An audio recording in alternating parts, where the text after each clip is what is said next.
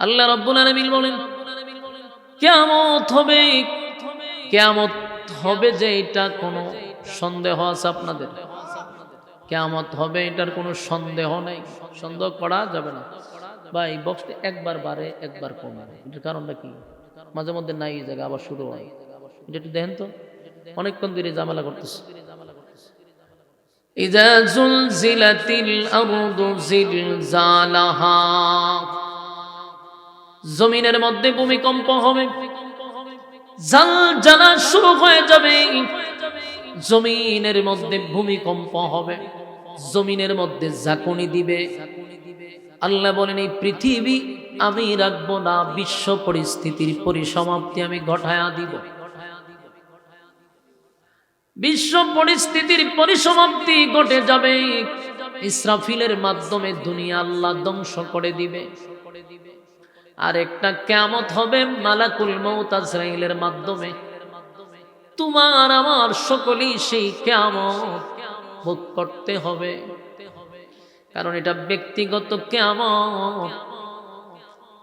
প্রত্যেকটা মানুষ যেমন কুল্লু নাফসিন যায়িকাতুল মাউত, প্রত্যেকটা মানুষ যেমন মৃত্যুর স্বাদ গ্রহণ করতে হবে। এই মৃত্যুর মাধ্যমেই তোমার আমার বডিতে একটা ভূমিকম্প হবে, যেটাকে ব্যক্তিগত কিয়ামত বলা হয় রে। ব্যক্তিগত কিয়ামত যেদিন হবে সেদিন এই বডির মধ্যে একটা ঝাঁকুনি শুরু হবে, যেই ঝাঁকুনির পরে তোমার বডিটা ধ্বংস হয়ে যাবে, নিতর দেহ পড়ে থাকবে কিন্তু রুহ থাকবে না। রুহ চলে যাবে। রুহটা যখন বাহির হবে তখন ছোট মোটো একটা কিয়ামত হয়ে যাবে তোমার জন্য। এই পৃথিবী আল্লাহ যেমন ধ্বংস করে দিবে, তোমার বডিটাও ধ্বংস হয়ে যাবে, পচে যাবে, গলে যাবে। কত পোকামাকড় আমাদের শরীরটাকে ধ্বংস করে দিবে। দুনিয়া যেমন এক সময় চন্দ্র সূর্য গ্রহ নক্ষত্র পাহাড় পর্বত সাগর নদী নালা খাল বিল কীট পতঙ্গ কিছুই থাকবে না, সিংহায় ফুকের মাধ্যমে আমার আল্লাহ ধ্বংস করে দিবে। ঠিক তেমনি ভাবে মানুষের রুহুটা যেদিন বাহির হয়ে যাবে, এই বডির আর কোনো 4 পয়সার দাম আছে? আপনারা যে কথা কই না, বডির কোনো দাম নাই রে। সেদিন আর এই বডি আপনার ঘরে কেউ রাখবে না। আপনার প্রতি মহব্বতের কোনো কমতি নাই, আপনার টাকা পয়সার অভাব নাই, মায়ার মানুষ মহব্বতের মানুষ কমতি নাই, কিন্তু কেউ একবারও বলবে না মহব্বত করে ভালোবেসে। কি কইতাম কোন, আমি ওয়াজ করতাম না আমি সব সামলাইতাম। এই বক্সটার সামনে সরান, চাচারের একটা চেয়ার দেন। একটা ডং রাস্তার মধ্যে দিয়েছেন আপনারা মাহফিল দিতেন প্যান্ডেলটার ওই দিকে আনতেন, দৌড়ো দৌড়ো এইখান থেকে সরান, বক্সের আওয়াজ পাই না তো আমি। দৌড়ো দৌড়ো দৌড়ো ডংটার এখানটার সামনে আনেন, ডঙ্গের সামনে তো যান আর আন খত্তান করে একবার সাউন্ড যায় আবার আয়, সাউন্ড যায় আবার আয়, একবার ভাই না, কি যন্ত্রণা শুরু করছে। আর এখান থেকে এক রাস্তা দিয়া তুই চিননি, আর 3 জন মানুষের মধ্যে একটা বেজাল শুরু করছে।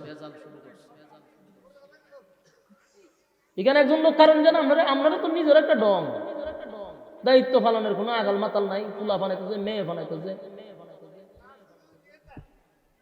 ডিস্টার্বের শেষ নাই। মনোযোগ দেন, আপনার মনোযোগ আসেনি, মনোযোগ দিয়ে শুনেন। বলুন কিয়ামত কয় প্রকার? একটা কিয়ামত, হ্যাঁ, আরেকটা সমষ্টিগত। ব্যক্তিগত কিয়ামতের কথা স্মরণ রাখবেন, ব্যক্তিগত কিয়ামতের কথাটাই আমাদের স্মরণ রাখা দরকার। হয়তোবা আমরা সমষ্টিগত কিয়ামত দেখতে পারবো না। রে রয়েলের ঘরে রয়েল, তোমার এটা একবার বন্ধ একবার চলে, হ্যাঁ, বাউন্ডারের থেকে তোমার মেজাজ গরম করো তোমরা, কইরা সেটা পরে কও হুজুর আমরা নামে গোস্তা কইেন না। হ্যাঁ, তোমরা এই ডং ডাঙ্গের লাগে তো তোমার বিরুদ্ধে কথা কম লাগে। ই পর্যন্ত খবর এটা বন্ধ স্যার, খবর চলতেছে। আল্লাহ রাব্বুল আলামিন বলেন কুল্লু নাফসিন যায়িকাতুল মাউত, প্রত্যেকটা মানুষ মৃত্যুর স্বাদ গ্রহণ করবে, এতে কোনো সন্দেহ আছে? কোনো সন্দেহ নাই।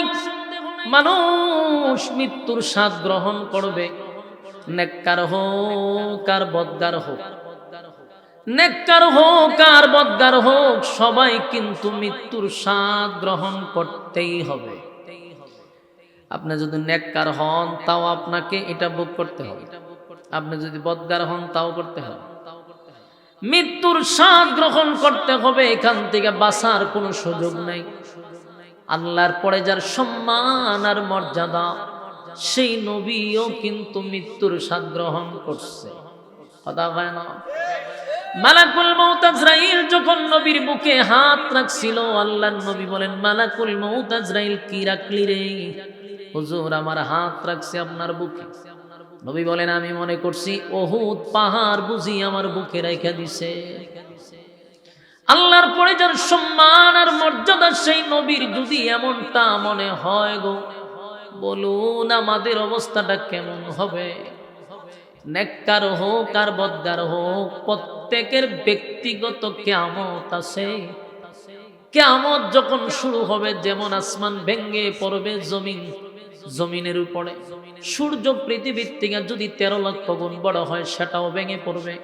সূর্য চন্দ্র গ্রহ নক্ষত্র সব ভেঙে ভেঙে যেমন জমিনে পড়বে, ঠিক তেমনি ভাবে রূহ বাহির হয়ে গেলে আপনার বডিটারও ধ্বংস করে দিবে। যত মহব্বত আর ভালোবাসা থাকুক, কিন্তু কেউ মহব্বত করে বলবে না যে বডিটারে সুন্দর করে গড়ে রেখে দাও। বলুন রাখে? সন্তান আপনারে মহব্বত করে, অথবা বাবা তার সন্তানরে মহব্বত করে, কলিজার টুকরা সন্তান দেখি কোন সময় দেখছেন যে আমার সন্তান মারা গেছে, তার বডিটার আমি গড়ে রেখে দিব? কেউ রাখে না। এই বডি ঘরের ভিতরে কেউ রাখতে চায় না রে। যত ভালোবাসার যত মহব্বত হোক না কেন, এই দেহ আর ঘরে রাখতে দেয় না।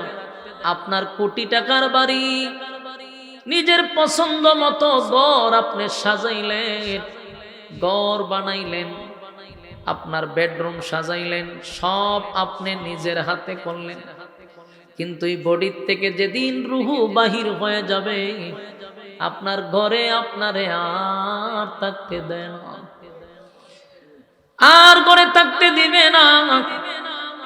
যত আপন মানুষই হোক না কেন, তাড়াতাড়ি বডিটারে দাফন করো, ঠিক না বেটি? মানুষ সেদিন বলা বলি করতে থাকবে, এই বডি আর ঘরে রাখা যাবে না।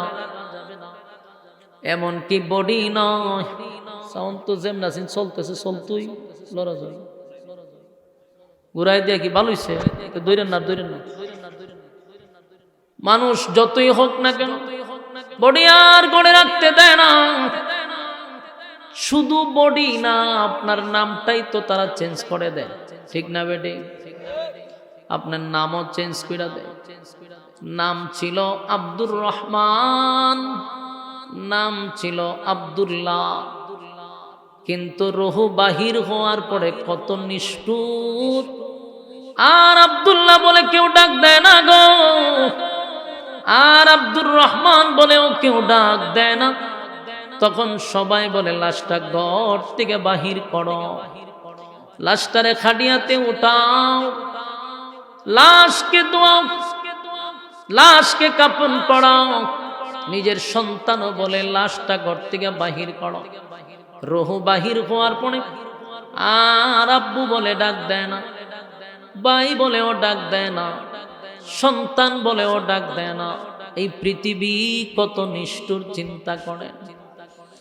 আমার একটা নাম ছিল, আমি একটা মানুষ ছিলাম, আমার একটা নাম ছিল, আমি একটা মানুষ ছিলাম, আমার একটা নাম ছিল।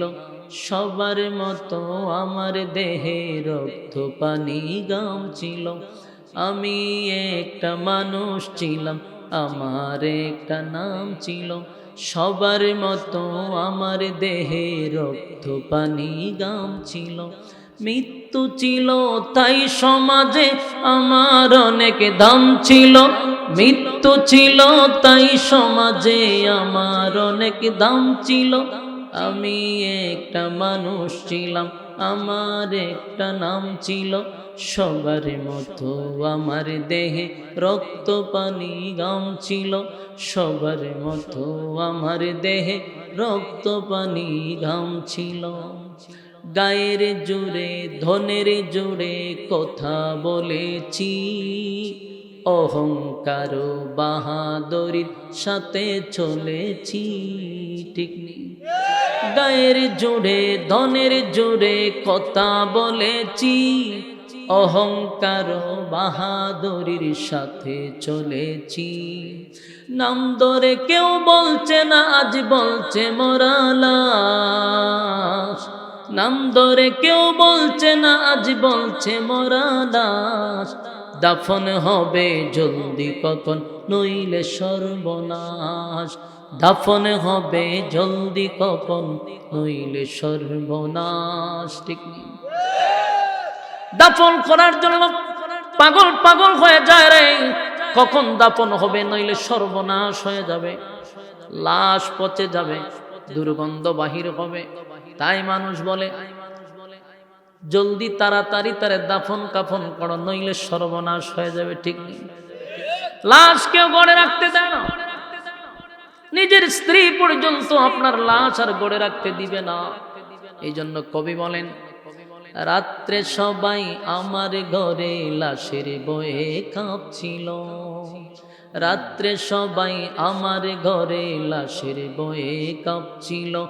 আমি একটা মানুষ ছিলাম, আমার একটা নাম ছিল, সবার মতো আমার দেহে রক্ত পানি গাম ছিল, সবার মতো আমার দেহে রক্ত পানি গাম ছিল।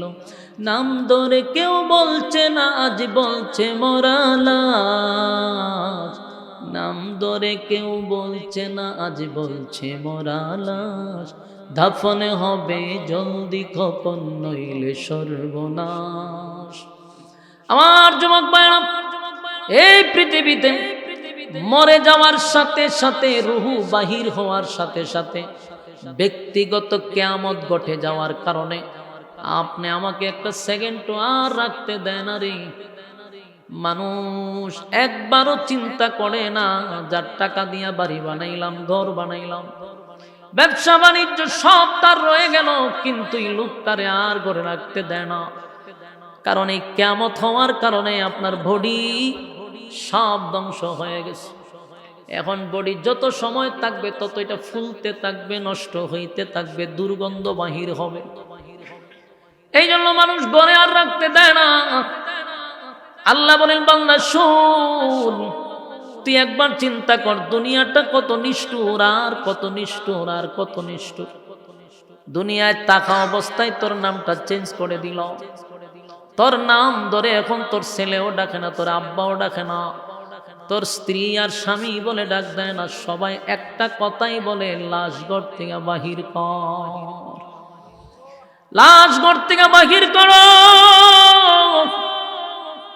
এই রুহু বাহির হওয়ার সাথে সাথে সব আত্মীয় সম্পর্ক বিচ্ছিন্ন হয়ে গেল। এখন আর কোনো নাম নাই, কোনো আত্মীয় নাই, সবাই এক বাক্যে বলে, লাশকে দাফন করো। মুর্শিদ এলান হয়ে যায়, লাশের জানাজা, লাশ খাটিয়াতে তুইলা মানুষ নিয়ে যায়, তখনও লাশ লাশই বলে, একটা মানুষ আর নাম ধরে ডাক দেয় না গো আমার যুবক ভাইরা। তাই আল্লাহ বলেন, বান্দারে, মানুষকে আমি সম্মান আর মর্যাদা দিয়া বানাইছিলাম, জাহান্নামের আগুনে জ্বালানো পোড়ানোর জন্য আমি বানাই নাই, আমি মানুষকে জাহান্নামে দেওয়ার জন্য বানাই নাই। আবু জাহেলের জন্য আল্লাহ জান্নাত বানাইছে, ফেরাউনের নামে জান্নাত আছে, নমরুদের নামে জান্নাত ছিল, প্রত্যেকটা মানুষের নামে নামে নামে আল্লাহ জান্নাত বানাইছে। কিন্তু এই জান্নাত পাইতে হলে দুনিয়ায় আল্লাহ পাঠাইলো, শুধু তোমার জান্নাত তোমার নামে লিখে নাও। তোমার নামে জান্নাত করার জন্য দুনিয়া পাঠাইছে। এই দুনিয়ায় তাইকা ওই জান্নাতটারে তোমার নামে লেখা নাও, তোমার নামে কাগজপত্র করে নাও। কিন্তু আমরা দুনিয়া নামক জায়গায় আইসা আমরা দে অনন্তকাল চিরকাল যেখানে থাকবো সেই বাড়িঘরের কাগজপত্র করলাম না, সেই বাড়িঘরের চিন্তাটুকুও করলাম না। আল্লাহ বলে বান্দারে, পরীক্ষার হলে যেমন সময় নির্দিষ্ট একটা সময় ঠিক করে দেওয়া হয় 3 ঘন্টা, দুনিয়ায় আমি যে হায়াত দিয়া পাঠাইলাম এর বাহিরে 1 সেকেন্ডও তোমাদেরকে বেশি দেওয়া হবে না। পরীক্ষার সময় শেষ হইলে যেমন একটা ঘন্টা বাজায়া দেয়, বেল বাজলেই লেখালেখি বন্ধ, ঠিক না বে ঠিক? হলে আর থাকতে দেয় না, লিখতে দেয় না। আল্লাহ বলেন যেদিন দুনিয়া শেষ হয়ে যাবে সেদিন একটা বাঁশি বাজায়া দিব মালাকুল মউত আজরাইল। সামনে আইসা দাঁড়াইব, নেককারের সামনে এক সূরত, বদকারের সামনে আরেকটা সূরত নিয়ে যখন দাঁড়াবে, বদকারকে প্রথম জান্নাত দেখাবে আর বলবে এটাই ছিল তোমার থাকার জায়গা, কিন্তু তুমি কপাল পোড়া এই জায়গাটা তোমার নামে লিখে নিতে পারলা না। দুনিয়ায় তোমার সময় দেওয়া হয়েছিল এই জায়গা তোমার নামে লিখে নেওয়ার জন্য, কিন্তু সময় হারাইয়া তুমি এখন সেই রাস্তায় চলতেছ। সামনে আনবে জাহান্নাম। যেই মাত্র বদগার জাহান্নাম দেখবে রে, তার রুহটা শরীরের চতুর্দিকে দৌড়তে থাকবে, বাহির হইতে চাইবে না। ভয়ানক পরিস্থিতি হবে। আর মালাকুল মউত আজরাইল এমন একটা সূরত নিয়ে সামনে দাঁড়াবে, এমন একটা সূরত নিয়ে দাঁড়াবে, ভয়ঙ্কর সূরত নিয়ে দাঁড়াবে। মালাকুল মউত আজরাইলের শরীরের মধ্যে থাকবে অসংখ্য চক্ষু, যেগুলা দিয়ে আগুন বাহির হবে, ভয়ঙ্কর রূপ ধারণ করবে। আল্লাহর নবী বলেন পাগুলি থাকবে জমিনে, মাথাটা থাকবে আসমানে। এই এত ভয়ঙ্কর সূরত নিয়ে যখন আসবে, এমনি দেখবেন অনেক নাফরমান মরার সময় দেখবেন খালি চেহারা লোগায়, চেহারা লোগায়, চোখ বাহির করে দেয়, প্রস্রাব পায়খানা পর্যন্ত করে দেয়। আপনারা দেখছেন বহু মানুষ মৃত্যুর আগে প্রস্রাব পায়খানা করে দেয়, চোখ বড় বড় হয়ে যায় আর চেহারাটা খালি লোগায়। তার কারণ হলো লক্ষণ ভালো না। মালাকুল মউত আজরাইল মানুষের সামনে 2টা সূরত ধরে। আমার যুবক মায়েরা, মুরব্বী বাবারা, অনেক যুবকরা এই আলোচনা শোনার পরে মনে মনে চিন্তা করতেছে এই ওয়াজ তো আমাদের জন্য না, মুরব্বীরা লাগা। কারণ এরা সিরিয়ালে আছে, মরবো আগে, আমরা মরবো পরে, ঠিক না? কিন্তু বাংলাদেশের মেডিকেলের যে গবেষণা, বর্তমান গবেষণায় কি বলে জানেন? বর্তমান গবেষণায় বলে বাংলাদেশে সবচেয়ে বেশি মরার হার হইল যুবক বেশি, বৃদ্ধ মরে কম, যুবকরা মরতেছে বেশি। গতকালকে আমার থানার মাতবপুর থানার একটা ছেলে, ইয়ং ছেলে, যুবক ছেলে, বয়স একেবারেই কম, এক বাবার একটা ছেলে, হঠাৎ করে আমার সঙ্গেও তার দেখা হয়েছে বিকালে, রাতে মারা গেছে। বিকালে দেখা হয়েছে মাতবপুর, যদিও কথা হয়েছে না, একজনের চেহারার দিকে তাকাইছি, আমারও ব্যস্ততা তারও ব্যস্ততা। এর মধ্যেই শুনলাম বুকে ব্যথা, যুবক ছেলে, বুকে ব্যথা, মনে করছে গ্যাস্ট্রিকের ব্যথা, খাইছে গ্যাস্ট্রিকের ওষুধ, কাম হয়েছে না, ব্যথা বাড়ছে, দিছে ইনজেকশন, ব্যথা আরো বাড়ছে, ধরে গিয়া ভাই আমার কি জানে করতেছে, বুকে ব্যথা। নিজের বউরে বলছে বাবারে ডাক দাও, আমার বুকের ব্যথা বাড়ছে। বউ গেছে শ্বশুরে ডাক দিতে, আইসা দেখে স্বামী বেচারা নাই। এটা কালকের ঘটনা বলতেছে। অথচ এই ছেলেটা আমার সঙ্গে তার কত সুসম্পর্ক ছিল, আমার বিপদে আপদে সে দৌড়ায়া গেছে, কত ঝামেলার মধ্যে সবার আগে আমার সামনে থাকছে। মাতবপুর থানা একবার আমারে প্রশাসন আমারে ওয়াজ করতে দেয় না, এই যুবক গিয়া প্যান্ডেলের স্টেজে দাঁড়াইছে আমার পক্ষে। কত জায়গায় আমার সাথে ছিল, ইয়ং যুবক দুনিয়ার থেকে বিদায় হয়ে গেছে। তাই এখন গবেষণায় ধরা পড়ছে যুবক মরে বেশি, বৃদ্ধ মরে কম। যেই সমস্ত যুবকরা ফাঙ্কা গজাইয়া মনে যেমনে চায় এমনি চলতেছ, আর মনে মনে ভাবতেছ আমরা কি মরম নাকি মরলে বুড়াড়ি মরব, বুড়া মরে না, যুবক মরে বেশি এখন, ঠিক না বেটি? কারণ বুড়া মানুষের মোবাইলের গুণা নাই, চোখের গুনাহ নাই, আকাম কুকাম নাই। তোমার এই বয়সে তুমি যেই পরিমাণ আকামের পিএইচডি করছো, তোমার ব্লক হইব, স্টক হইব, এমনি এমনি শেষ। ঠিক না বেটি? আমার যুবক ভাইরা, মৃত্যু এত কাছে কল্পনাও করতে পারবেন না। সকালবেলা বাহির হইছে, বিকাল বেলা লাশ হইয়া ঘরে ফিরছে। আমার যুবক ভাইরা, এখন মৃত্যুর হার বেশি। তাই আমি বলবো, এই পৃথিবী বেশি দিন আমাদেরকে থাকতে দিবে না। এমনি তো বেশি দিন থাকা যাবে না। মৃত্যুর স্বাদ সবাই গ্রহণ করতে হবে। তবে প্রশ্ন হলো, কুত্তাও মরে, বিড়ালও মরে, আমিও মরলাম, কুত্তাও মরল, এই দুই প্রাণী কি সমান? আল্লাহ কয়, ওয়ালাকাদ কাররাম